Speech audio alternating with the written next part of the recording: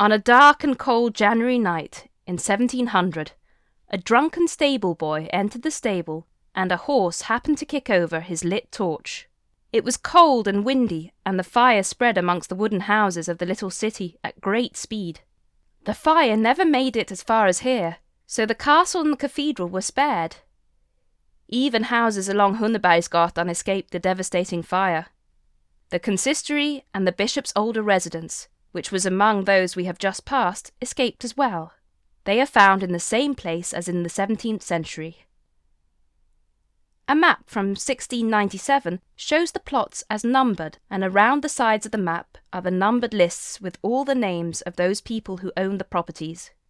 That means that we know who the unfortunate people were whose homes were burnt down.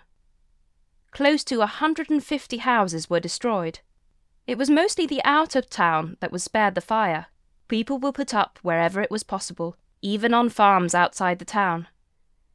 At the same time, there were attempts to defend the exposed properties from thieving and looting.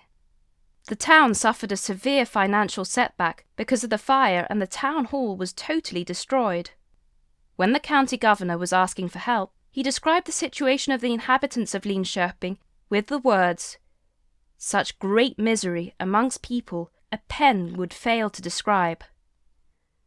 Some assistance was given, but since Sweden was at war against both Russia and Denmark, there was not so much that could be sent to burnt Linköping.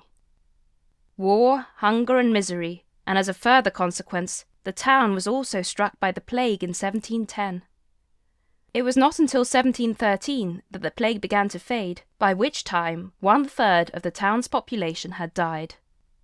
The artisans had no market for their products or services, and many of them had to become farmers and produce their own food.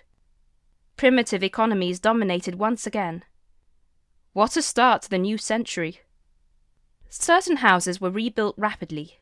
The cathedral school was already rebuilt by 1701, and the 300 pupils could return to school.